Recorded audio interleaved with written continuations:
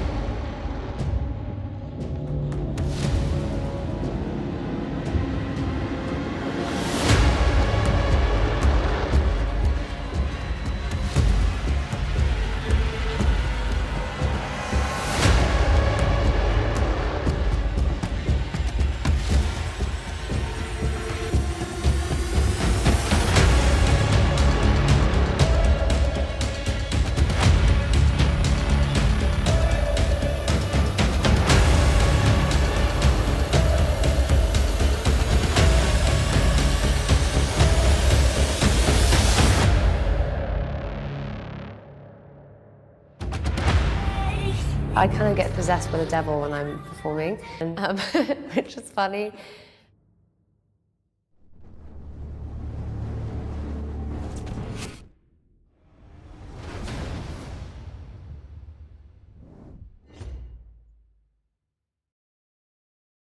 In episode 1, we covered Aleister Crowley, as well as historical artists such as the Beatles, the Rolling Stones, David Bowie, Ozzy Osbourne, and Led Zeppelin, who were heavily influenced by Crowley. And I also stated that Aleister, along with these historical artists, have influenced countless musicians and artists in our modern society. So if you've not seen episode 1 of Entertained by Demons, I encourage you to check that video out to build a strong foundation for the rest of this series. Now, at the end of the first episode, I made mention of a few modern artists that also follow the teachings of Crowley and delve into satanic themes with their music. Names like Lady Gaga, Jay-Z, Beyonce, and Ciara made that list. So here, with episode 2, I want to explore those artists and others in our modern entertainment scene and reveal the darkness that drives them. Much like episode 1, I need to establish a source for these artists. And just as Aleister Crowley was a large influence for artists of the past, Marina Abramovic fills the same role for many artists and celebrities of today.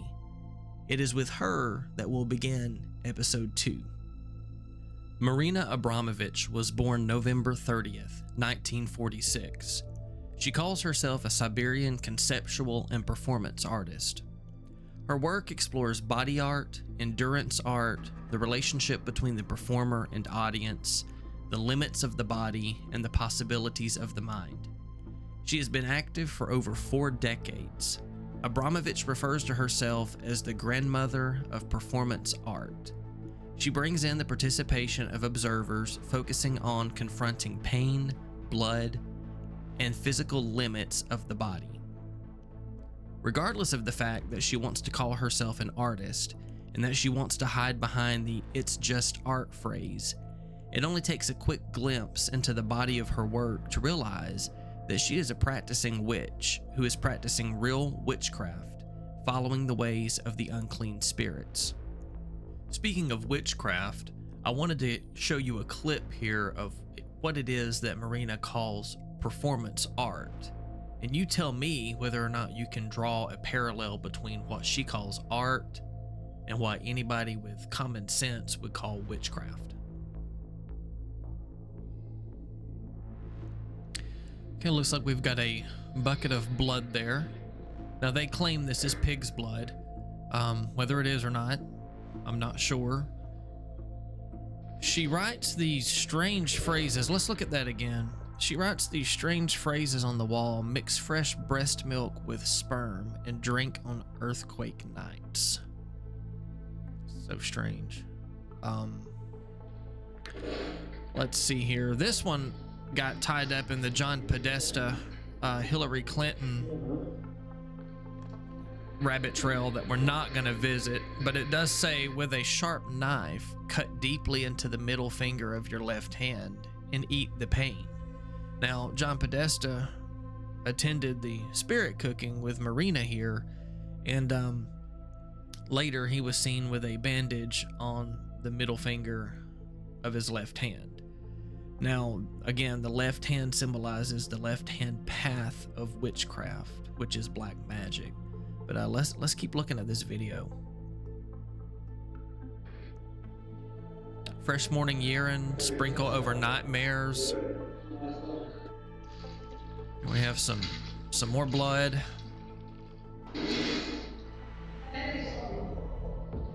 And she's pouring the blood over what appears to be clay dolls in the shape of humans.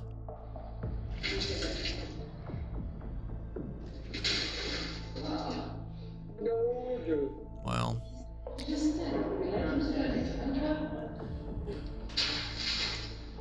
I guess she didn't get enough blood on this one, because she's gonna paint this doll with the blood. And then she's laying down a barrier of blood around the perimeter of the room. Look at this lady. Well, I use the term lady loosely. Look at this person.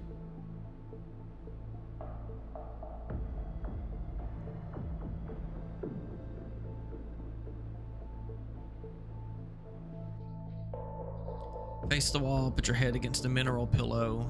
Energy transmitted. We've got crystals involved here. And of course, people are placing their head on it, so the spiritual energy can be transmitted probably right into them.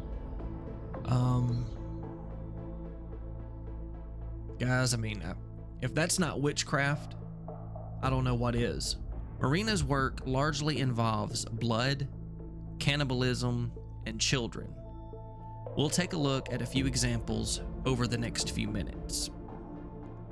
Now, all the things that I just mentioned, blood, cannibalism, and the most disturbing being children, are key factors that we need to pay close attention to as we move forward, because we are looking at actual satanic rituals being carried out under the guise of art, and it's the furthest thing from art that I've ever seen.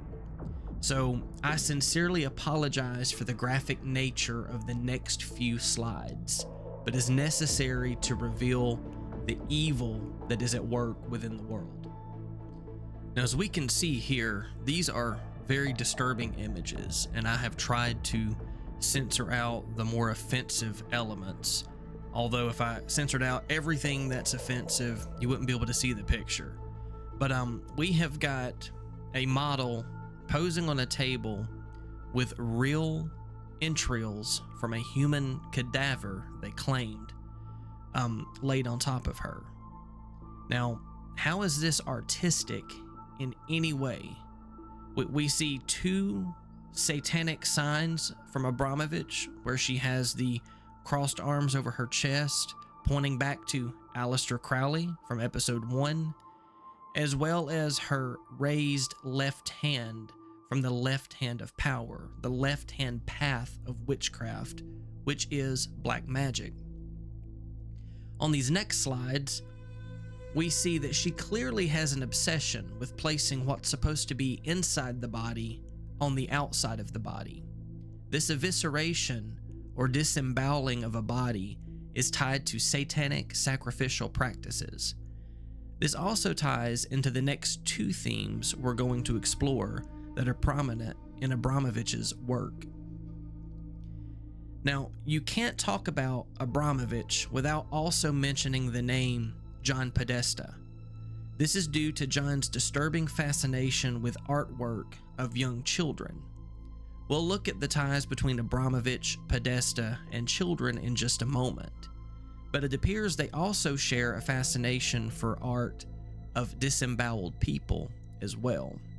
If you look closely at Abramovic's work, and then you look at this picture from John Podesta's art collection, you can see that it is very similar, with the same entrails on display in both pieces. Now, what makes it extremely disturbing is when we see Abramovic with a small child. It does get worse from here as we draw yet another parallel between Abramovic and Podesta, as well as many others to follow. This is from the same photo shoot. She continues to place her hands on the child's body. Now, here she seems to take a special interest in one particular part of the child's body, which is where our parallel comes in with Podesta. Abramovic endorses this book that sexualized young children by giving a foreword at the beginning. This publication was allowed because it fell under a protected status of art. One exception to the category of illegal child, word that I'm not going to say so I don't get demonetized, is artistic renderings or depictions that have serious literary, artistic, political, or scientific value. They always hide under the word art or artistic, and our sick government has made sure they can. Now, you may be asking how this ties in with John Podesta. So in order to draw that conclusion, we are going to take a look at some of John Podesta's personal art collection. Now, Podesta is clearly a disturbed individual. He's tied with Hillary Clinton, and this is all tied back to Comet Ping Pong with a certain incident at this pizza parlor that was supposed to be for families that had a lot of creepy sexual art on the walls, and their speakers would talk about how they all had preferences, some young children. I mean, very strange stuff for a family restaurant. We're not going to go down that rabbit trail, but definitely I believe there's something to that. But as you can see here in Podesta's collection, it focuses on children. In the top left corner, we have a child that appears to be dead, laying in a lake, which corresponds with the bottom left corner of a dead child face down in the same landscape. We've got creepy imagery here, and it's all involving children for the most part. And we're going to look at these two here, where you've got a child facing the wall. You can see where her body is tinted red, as though she has been abused there. You see another small child in bondage hanging against a tiled wall, possibly a shower or a bathroom. And then we have yet another shot of several children with reddened body parts indicating abuse. This is disturbing stuff, and even looking up these images for this video was very uncomfortable. But things get significantly worse from here, and again, I apologize for the graphic nature. These are abstract art pieces, but it is still very clear what's going on. And this is the part to where if you've experienced certain trauma in your past, you may want to skip through this part and get to the rest of the video. Just to really drive the point home, here we see artwork by Kim Noble. And Tony Podesta, John Podesta's brother, owns several pieces of this sick, disturbing art. We see the adults depicted as the larger bodies, and it's very clear to see what's happening with the smaller orange bodies in this picture on the left. And in the middle, you see "Help Us" written on the wall.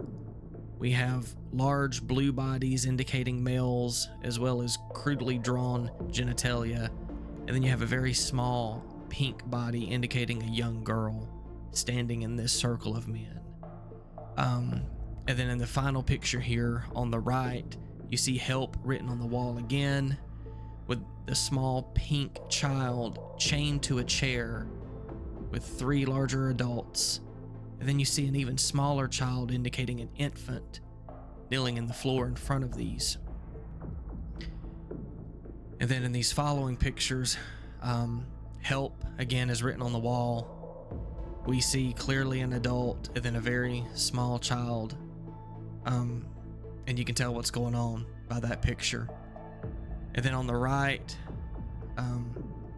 it's just more of the same, guys. It's very disturbing. This is an infant in this first picture in the lap of this man, and then you can see with the pink walls and the yellow children with the men, and I just can't keep going with this, but this is very disturbing and very prominent in our society among high political leaders. And it's very clear to see what's going on in this final picture in the bottom corner with a small child underneath this adult. And more of the same, just disgusting depictions of sexual child abuse. And this is what hangs on the walls of our political leaders. This is what hangs on the walls of our celebrities. And we're going to keep looking from here, because this brings us full circle to yet another very disturbing art form that Marina likes to put on display, and that is cannibalism. Hey guys, you want to hear something crazy? Over the last 28 days, 89% of my views have come from people who aren't subscribed to the channel. Subscribing is something that is 100% free for you. It takes almost zero time to click the button. So if you haven't already, go ahead and click that subscribe button and turn on the notification bell so you don't miss future videos. You'll play a huge part in helping me to grow my channel in 2024. Now back to the show. As you can see here, you have a round table with a human body in the middle with a skeleton laid on top of that body.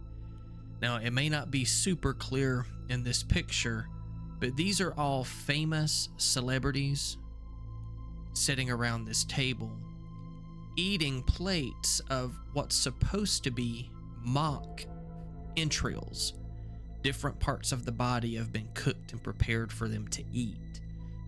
Now, is it really mock body parts, knowing how sick these people are? Or are we partaking in real cannibalism here? I'll let you decide. But we will look at this next shot of, just what's on display. You can see models under the table depicting that they've been decapitated, and here all this food is for people to eat. And the scary part is very well-known celebrities such as Deborah Harry from Blondie, seen with Marina Abramovic, carving into a cake that is shaped like a human body.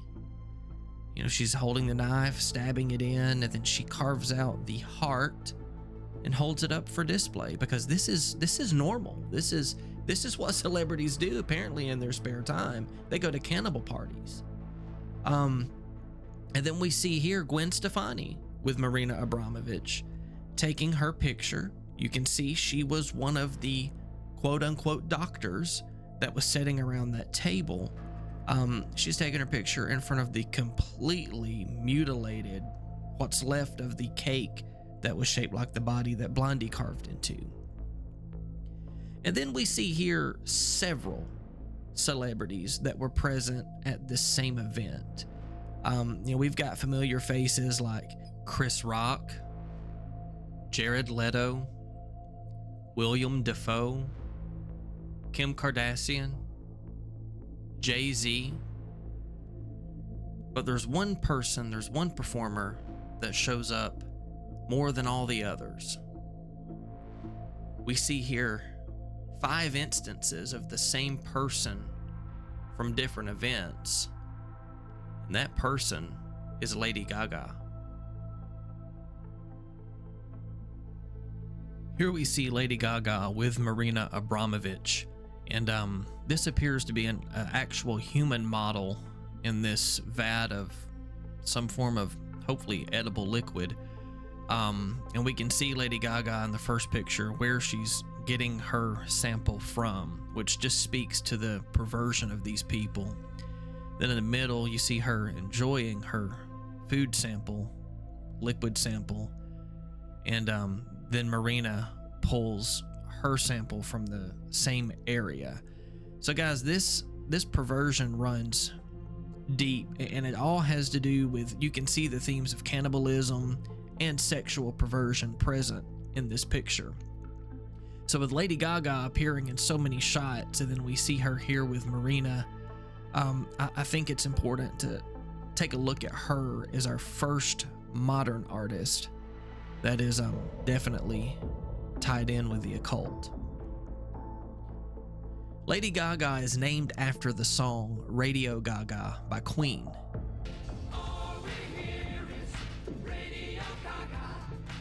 Queen is well known for their satanic lyrics, but the video from Radio Gaga features footage from a movie titled Metropolis, which was filled with satanic imagery.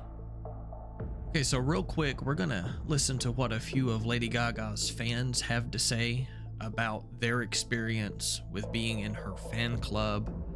And then right after that, we're gonna hear what Lady Gaga herself has to say about how her music is engineered.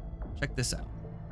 I remember looking out at the fans, and they were just so excited. We started to call them little monsters. I'm a little monster, I'm a huge Gaga fan, and what that means is you always get the music, watch the videos, and just support what she stands for.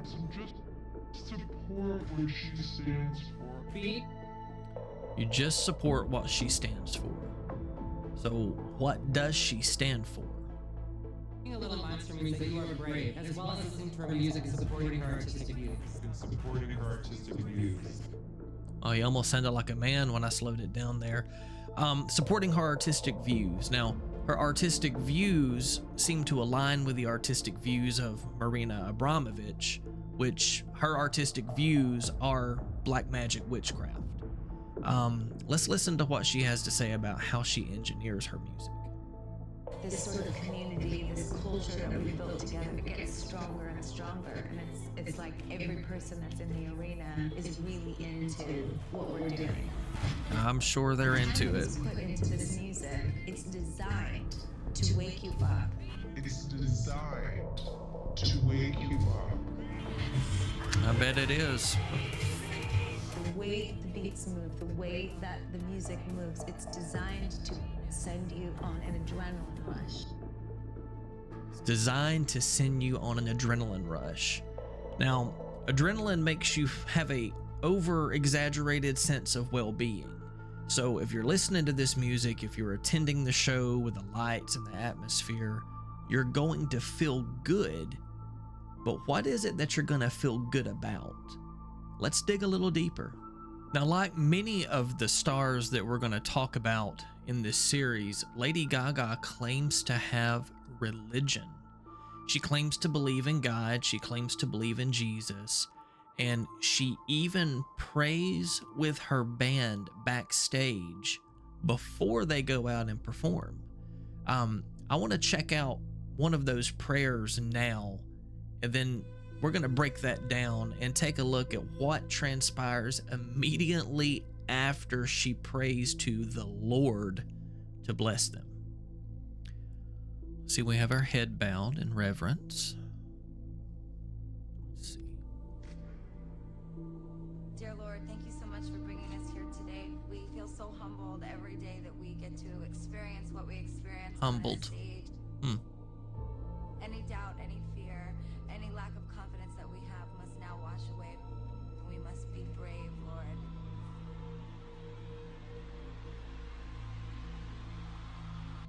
We must be brave, Lord, to go out on this stage and have sparks shooting from my crotch and my nipples. Help me to be brave to do that, to inspire these people.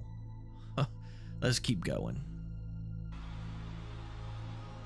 Please teach us in your way to have courage, to know our own greatness, and to inspire everyone in that room tonight to be brave for themselves and to follow their dreams. She's going to inspire everyone in that room. What is it exactly that she's inspiring them to? Well, we're going to take a look at some footage that she is famous for and see exactly what it is that she's promoting and what it is that she's asking God to bless and allow to inspire others. And then I'll let you decide whether this is content that we should be praying to be blessed or whether this is content we should be praying for God to shut down. This is footage from her music video, Judas. She's in a biker gang of 12. They all have names of the disciples on their back, and Judas catches her eye to pull her away from this mockery of Jesus. Look at that disaster. Then she professes her love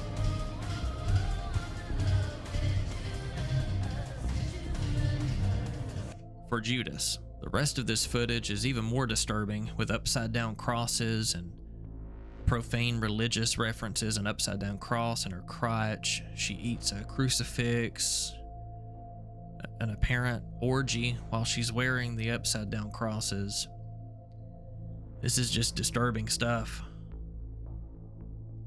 And it's just the tip of the iceberg with her. She supports the immoral lifestyles, the partying, the drinking, the sexuality that's out of control.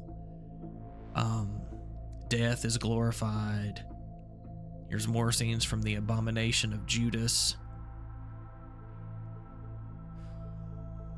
And then we have blood ritual right here on stage. She's covered in blood, performing the Baphomet horns, looking like a demon. Now that is the artistic views that she promotes, and those are artistic views of Satanism. This is what she prays for God to bless and to inspire people. And then we see the footage from her videos and from her music, and it's just demonic.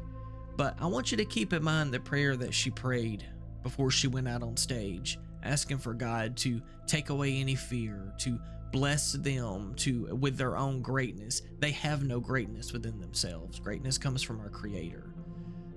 But she asked to be blessed with her greatness to inspire the crowd. Look at this next clip and let it really sink in what is going on with the way she thinks, what she's promoting, and how she's trying to deceive others by claiming religion and then promoting this garbage.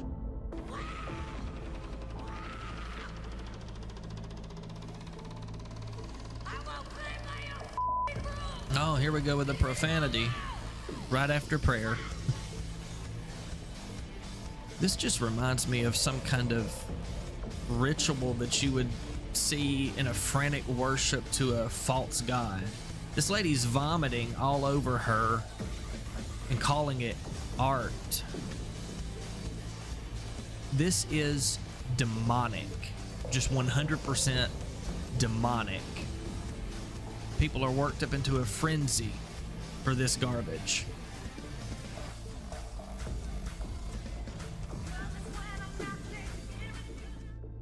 Now, this is what she prays for God to bless before she goes out and performs. And later she goes out and from this same show, I couldn't show this, but she's straddling the dancer that was vomiting on her, and they're riding a bucking bull.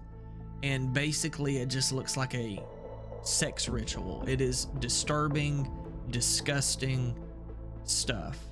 And this is what she prays for God to bless.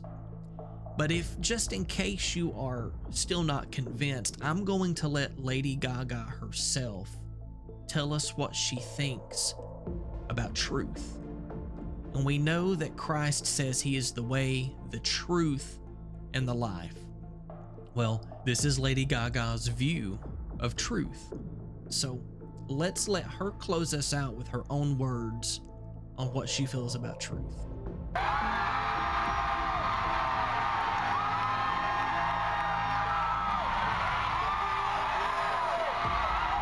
Does anybody know what I hate almost as much as I hate money? That is right. Fans. I hate the truth. In fact, I hate the truth so much, I'd prefer a giant dose of bullshit any day. Well, there you have it. She hates the truth. and she hates the truth so much that she had rather be lied to. And who's the father of lies? It's none other than Satan. And you can rest assured he is whispering lies into her mind that she is willingly embracing and then propagating on her fan base, deceiving them, drawing them away from the Father with the lies of Satan. And she's doing it all so that she can receive the fame and the glory that she was promised for service to her master. All right, you've made it to the end of episode 2, and I know this one was hard to get through. I apologize for the sensitive nature of the content, but it's hard to tell the story of what's going on with some of these artists behind the scene without going into the dark to shed the light. So if you stuck around to the end, thank you so much for watching. I know we only covered, Marina Abramovic and Lady Gaga on this episode. I wanted to get to more, but I also wanted to keep these episodes as close to 30 minutes as possible. And with so much background needing to be laid for Marina, I was only able to cover Lady Gaga. And even at that, it was just really the tip of the iceberg with some of the evil things that she has taken part in. But if you stuck around to the end, you at least got the general gist of what's going on with the modern scene. And in episode 3, we're going to begin to explore some of the other artists that I've mentioned, like Beyonce, Jay-Z, and many others. So, stick around. If you haven't subscribed to the channel, go ahead and subscribe so you don't miss episode 3. Make sure you hit the thumbs up on this video. Turn on the notification bell so you don't miss episode 3 when it drops. And I want to take just a minute to thank my Patreon supporters. I couldn't do what I do without you. Each and every one of you enable me to do these videos with better quality and more frequently. So thank you so much for your support. And if you're not currently a Patreon supporter, I do have a link to that in the description of this video if you feel like you would like to support this ministry through Patreon. I also have links to PayPal and Venmo for other ways that you can sow support for what I do. And I have a merchandise shop linked below also. Anything that you do to support this ministry goes right back into it to increase production value, to increase the frequency that I'm able to create content. And I appreciate anything that you do. A great free way to support is by subscribing. So again, if you haven't done that already, hit that subscribe button and help me grow. Guys, thank you so much for sticking around to the end. Stay tuned for episode 3. And as always, I'll see you next time.